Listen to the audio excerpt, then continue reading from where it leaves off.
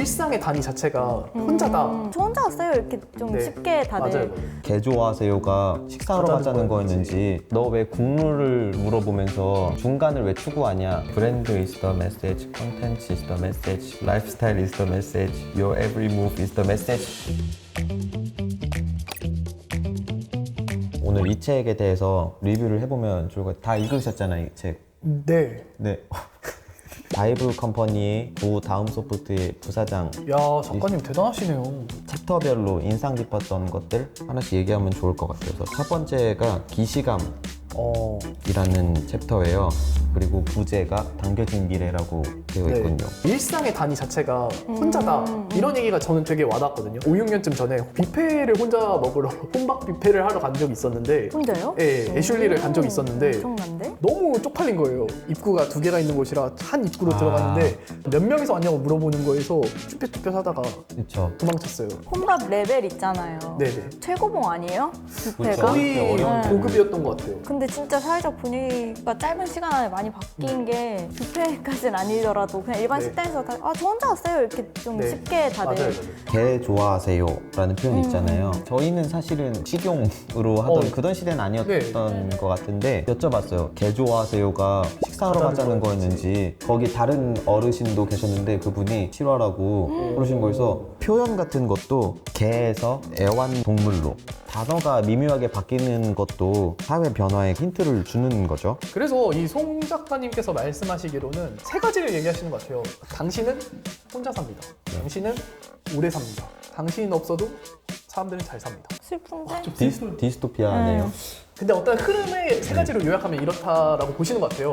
혼밥이라는 키워드 하나로 이걸 설명을 다 이제 끝내시는 거예요. 혼밥이라는 키워드가 2013년에 발견이 된 거예요. 이것이 39가지가 되고 65개가 되는 거죠. 두 번째, 장수하는 인간. 이거는 이 이미지 하나로 설명이 끝나요. 1970년대 환갑잔치 모습이에요. 60대라는 게 늙은 건지 이런 정의가 이제 새롭게 바뀌어가고 있는 거죠. 그리고 마지막, 비대면의 확산. 비대면에 대해서는 제가 최근에 그런 내용을 본 적이 있어요.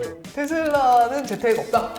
테슬라 재택할 거면 나가라. 이렇게 말씀을 세게 하셔가지고 이걸 보면서 그럼 비대면이라는 게 진짜 트렌드일까? 이 책에 대해서 약간 비판적으로 보게 된 거죠. 한편으로는 이제 어른들께서 항상 현장에 나와서 9 to 6 해라 하는 게 나름 또 이유가 있을 수도 있겠다 이런 생각이 들기는 들어요. 단순히 뭐 지식적인 측면 말고도 되게 감각적으로 얻을 수 있는 게 많이 있는 것 같기는 하거든요. 대표님과 미팅을 저희 부서가 한 적이 있는데 2명이 지각했었는데 그 2명이 여기 계십니다. 남성 사원분이 한 분밖에 안 계셨나요 원래? 기억이 다음 챕터는 변화. 방금 얘기한 거예요. 관행이라는 게 있잖아요. 출근은 꼭 해야 하는 건가? 학교는 꼭 가야 되는 건가? 네. 이게 관행이었고 여기는 불문율 같은 거에서 이제 질문을 하지도 않았던 건데 코로나 이후로 이런 질문을 이제 스멀스멀 그런 생각의 기반 자체가 이제 무너지고 있다. 그래서 저도 그런 건 있었어요. 대학교 졸업하고 하면은 뭐 매일 출근하는 삶을 머릿속으로 당연히 그렸는데 취업하고 나니까 재택근무하는 회사였고 회식 문화 없고. 저 재밌었던 게 땡땡 대리님이 자기는 그런 회식 문화를 너무 즐기고 싶어서 워낙 또 음주를 있게, 좋아하시니까 네, 또 하필 저희 회사였던 거죠. 네. 저희 부서였던 거죠. 관행이 전혀 없어서 오히려 아쉬웠다라고 하시더라고요. 대리님을 기쁘게 하기 위해서 많이 노력을 해야겠네요.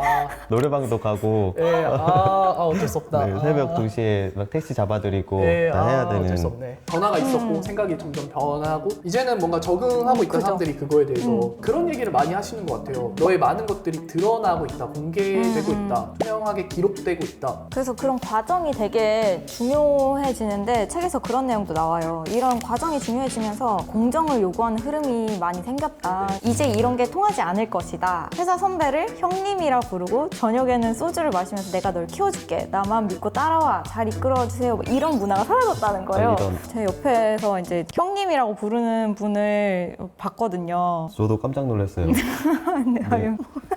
제가 여쭤봤더니 인방 감성이 갑자기 살짝 도출되셨다고. 아니, 근데 또 진짜 존경해서 드리는 거죠. 마음에서 우러나는 어떤 감탄사 같은 거라고 보시면은 근데 요즘 트렌드는 그게 아니래요. 적응하지 못하고 있네요. 이 챕터의 제목이 적응. 근데 솔직히 저는 개인적으로 그런 소통과 교류 이런 입장에서는 이런 것도 어느 정도 필요는 할 것 같다는 생각은 들거든요. 그 지나치면 안 되겠지만 이런 공정과 소통과 교류가 함께 갈 수 있는 방향이 또 있을까? 일단 여기서 이제 중요한 건 투명이라는 키워드가 굉장히 중요한 것 같은데요. 거짓말이라는 것이 이제 안 통하는 사회다. 모든 것이 이제 기록으로 그 기록들이 모여서 너에 대한 얘기를 해주기 때문에 한편으로는 좀 저는 그런 생각이 드는데 많은 것들이 데이터로 기록되다 보니까 편리한 부분도 있을 거지만 한편으로는 조금 크리피하다. 약간 너무 많은 것이 기록되고 있는 게 아닌가 이런 생각이 좀 들긴 하거든요. 도덕이나 윤리를 되게 중시하는 분들이 아무래도 저희 사회에는 많다 보니까 눈치 보고 아 이거 내가 좀 잘못한 건가? 약간 좀 검열을 하게 되는 부분이 있는 것 같더라고요. 마지막 성장 삶의 주도권을 꿈꾸다. 저는 여기서 이게 좀 세대 담론에 좀 재밌었다고 생각했던 게 저희 세대가 특히 그런 게 있는 것 같아요. 방향을 정하기 위해서 되게 갈팡질팡을 많이 한다. 되게 어떤 방향으로 가는지가 중요하다면서 그러면 처음에 잘 정해야 되는 거잖아요. 되게. 그러다 보니까 아니다 싶으면 바로 발 빼고 팔 담궜다가도 이게 좀 맞나 싶고 그런 거를 많이 따지다 보니까 어르신들 입장에서는 쟤는 뭘 이렇게 재는 게 많냐 이렇게 느껴지는 부분이 집단 속에서 어떤 단체 하나의 목표 뭐 이런 게 중요했던 사회에서 개인의 성장이 좀 더 각광받는 좀 집중되는 사회 변화를 이야기하시면서 그런 걸 알고 있으면서 너 왜 국룰을 물어보면서 남의 의견을 자꾸 따라가려고 하고 중간을 왜 추구하냐. 커뮤니티 가면 이런 걸 진짜 많아요. 소개팅 국룰 3부터가 국룰이냐 이런 거 아세요? 3부터 후 고백. 세 번째 만날 때는 고백을 무조건 해야 된다. 아니면 말고 애프터 다음 3부터. 소개팅 갈 때 외제차가 국룰이냐? 자꾸 자기의 인생을 남한테 이제 답을 맞아요. 구하는 그런 모습. 네. 자꾸 기준을 외부에서 찾는 것 네. 같아요. 근데 전 그러면 너무 마음이 힘들 것 같거든요. 그렇게 국룰을 따라가지 않기 위해서 개인 브랜딩이 요즘에 더 그래서 각광받는 것도 있는 것 같아요. 한편으로 그런 생각이 들어요. 개인 브랜딩을 해야 되는데 그런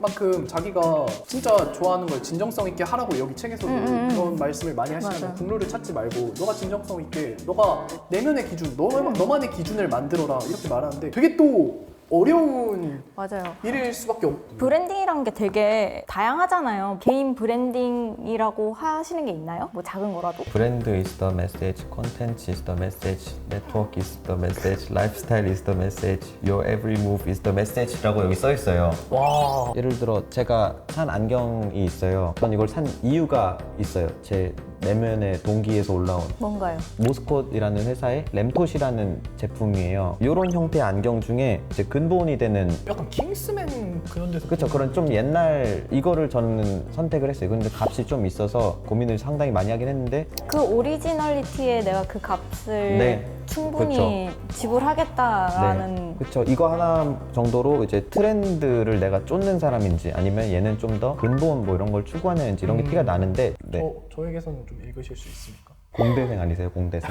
물리학과는 공대가 아닙니다. 죄송해요. 저희 이거 얘기하면서 가방 얘기 됐었잖아요. 가방 얘기. 그죠. 가방 리뷰 한 번씩 할까요? 좋습니다. 네. 전 이거 구매 이유 궁금합니다. 쿠팡에서 15%를 세일하고 있어서 정말 네. 뭔가 종민 씨 같아. 파우치부터. 다음은 이 가방인데 사실 이 가방에 독특한 특징이 있다면 열쇠고리로밖에 여닫을 수 없이 돼 있다는 점입니다. 왜 그러냐면은 여기 이게 다 뜯어졌어요.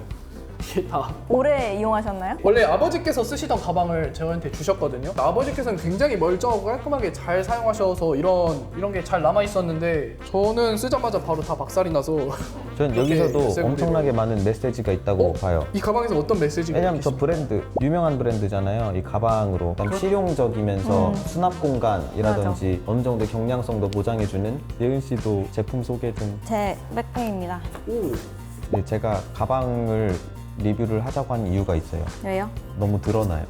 개인. 맞아. 네. 그냥 색깔이 이뻐서 샀어요. 이 카키색이랑 이 주황색 조화가 이뻐서 샀고 실용성은 정말 별로예요. 왜냐면 노트북을 꺼내려면 이걸 다 풀어야 돼요. 이걸 풀고 근데 예은 씨 회사원인 거 아시죠? 노트북 맨날 넣는. 언뜻 보기에 이거 되게 방수 같지 않나요? 네. 방수가 안 됩니다. 근데 저 가격 얼마예요? 한 40만 원 했나? 오? 저 브랜드가 오묘한 감성이 있어가지고 그 값을 지불하고서 사는 사람 네. 많아요. 네 많아요. 부터. 이게 브랜드라는 것도 몰랐어요. 저한테는 신호가 오지 않은 거죠. 한남동에 있어도 모르는 있어요. 거죠. 한남동에 매장 있어요. 저도 감사합니다. 저 메시지를 못 읽고 있네요. 이런 가방을 들고 다니는데요. 이거 산 지 얼마 안 됐어요. 네, 외국 그 유튜브 같은 걸 보는데 스타트업 대표 막 이런 어? 해외 그런 사람이 이런 브랜드를 하는데 되게 있어 보이는 거예요. 룰루레몬이거든요. 아, 룰루레몬이구나. 그다음에 저도 노트북이 겨우 들어갈 크기와 지금 운동을 하기 때문에 운동할 때 쓸 수 있는 적당한 스포티함 있고 그런 느낌을 제가 내고 싶었나 봐요. 나는 운동도 하면서 약간 실리콘밸리 스타트업 근데 만약에 여기에 그 가방 2개 있으면 누구 건지 바로 알았을 것 같아요. 근데 지금 보니까 제가 두 분 가방을 안 살 것 같아요, 진짜. 작가님 책 너무 좋았고, 작가님이 여기서 회사 얘기를 좀 하시는데, 그 회사도 정말 궁금해지고, 많은 것이 참 알차게 담겨 있는 책 같아서 저희가 네. 이렇게 한번 좋습니다. 저희가 근데 한번 작가님에 대해서 직접 만약에 모실 수 있으면은 여러 가지 여쭙고 네. 싶은 생각도 좀 드는 것 같아요. 어떤 거 여쭤보고 싶으세요? 오프 더 레코드로 그냥 막 얘기해도 돼요? 안 돼요. 그거 하면 안 돼요. 이런 글을 쓰시는 분이니까 그럼 본인은 어떻게 개인 브랜딩을 해 오셨는지? 작가님 브랜딩이 사실 좀 독보적이잖아요. 그죠. 이것도 저도 상당히 궁금한 부분. 저희가 작가님 꼭 모셔서 한번 여쭤보는 걸로. 너무 궁금합니다. 어떤 분이실까요?